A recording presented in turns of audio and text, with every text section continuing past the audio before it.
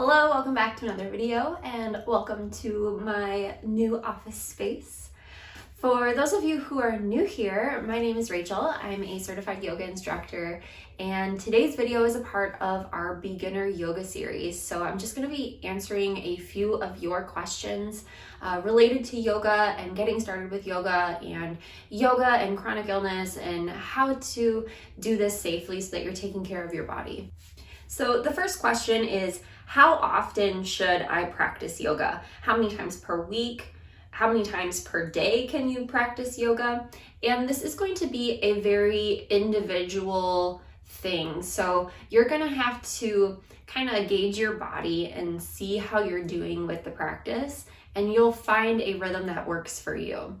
When you're first getting started, if you have a severe chronic illness or severe chronic pain, I always recommend that you start with just one pose per day and see how that pose affects you and your energy. See if you have any post-exertional malaise after, see if there's any muscle soreness after, and just see how you're feeling. And then from there, you can start to increase your practice to 5 minutes a day, 10 minutes a day. It's really up to you how fast or how slow you want to go.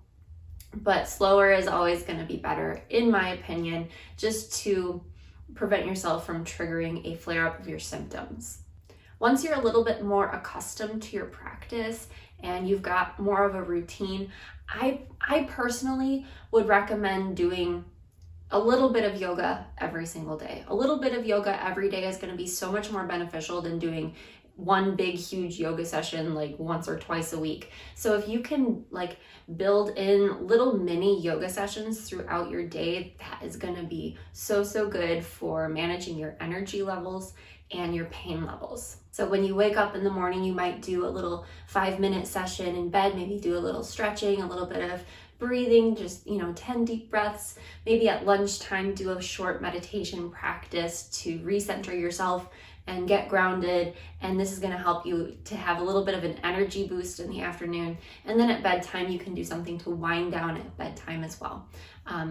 I find that doing little mini sessions like this throughout the day can be really helpful. But again, like I said, this is going to be a very individualized thing, so you're going to have to find the rhythm that works the best for you and your body. So you're going to have to be really in touch with the sensations you're experiencing in your body. So pay really close attention to how you're feeling and how the practice is affecting you. If you are interested in something a little more structured, if you feel like you need a little more guidance in getting started, I have several different yoga plans inside my membership program that give you a specific yoga practice to do every single day to help you get started with this. I've also got a 30-day yoga pose challenge that gives you a different yoga pose to try each day. So if that's something you're interested in, I will leave a link in the description box below so you can check that out. Will yoga help me with such and such medical condition? Yoga is not a cure for any medical condition, but I believe that it can absolutely help you to live a better and healthier life. It can absolutely help you with managing your energy levels, managing your pain levels.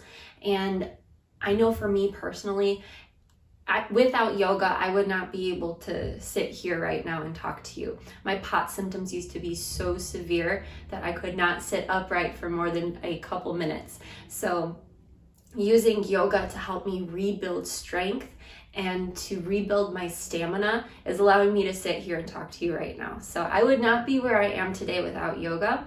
But I don't want to get your hopes up and tell you that this practice is going to cure you of all of your ailments, but it can absolutely help you to feel better. And I think anything that's going to give us even a little bit of symptom improvement is worth doing. What style of yoga do you teach? And is this the right style of yoga for me? So I was trained in Ishta Yoga, which is the integrative school of Hatha, Tantra, and Ayurveda. And this school of yoga really focuses on whatever practice resonates with the individual person. So it's very integrative. It kind of interweaves a bunch of different styles of yoga. And then I was also trained in Yoga for All with Diane Bondi. So that training was really focused on making sure that the practice is accessible for a wide range of body types. So I try to make my practices really inclusive. We do a lot of restorative yoga. It's pretty gentle, and there's usually lots of different variations on each pose that you can pick the one that feels the best for you. My style of teaching is also very heavily based on my own personal experience as someone living with chronic illness. So I would like to say that for the most part, yes, this style of yoga is going to be right for you, but if you have any specific questions that you would like to ask me, you can always reach out to me in the comments or via email. Is yoga a religion? The very short answer to this question is no.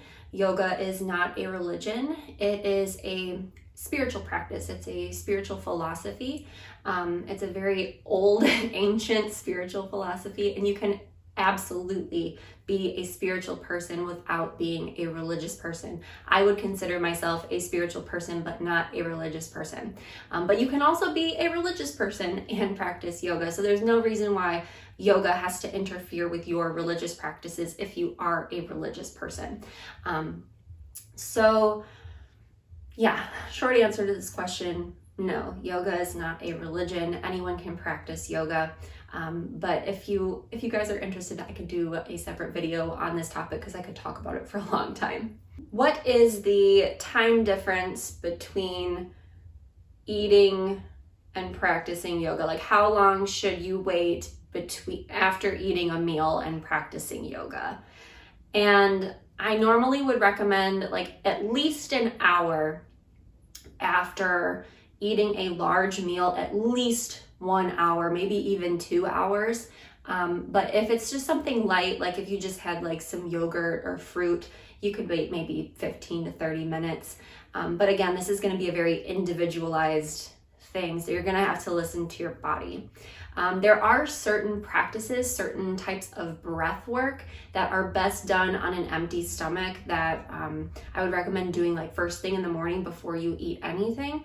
But if that's the case, I'll always let you know before we start the practice. How do you make yoga a part of your daily routine? So consistency is something that I personally struggle with a lot in my yoga practice.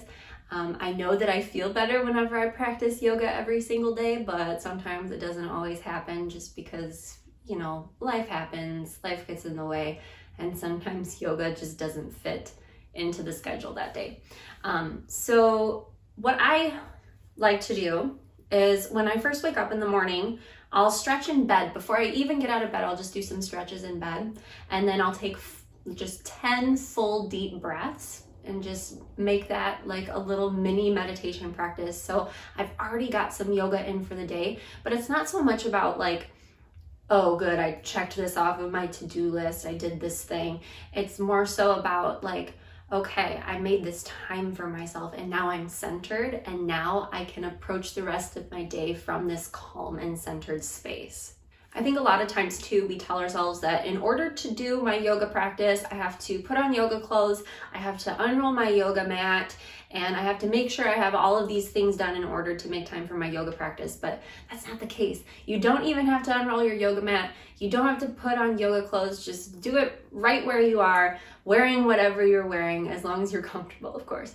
But yeah, just fit it in wherever you can. Even just sitting down somewhere and taking 10 full deep breaths counts as a yoga practice. Even lying down in Shavasana counts as a yoga practice. Even just one yoga pose can be enough. Doing even just one yoga pose can have such a huge impact on your energy. So even if you just have time for one pose, do that one pose. Whatever you're capable of doing is worth doing. And all of these small time investments you make in your yoga practice are going to accrue interest over time. So the more consistent you can be, even if it's just a small amount of yoga, it's gonna have a big impact on your life. You know, most of the time my yoga practice is not very formal. Half the time I don't get on my yoga mat. Half the time I don't even put on yoga pants. Sometimes I don't put on any pants at all. You know, sometimes it's just the way it goes.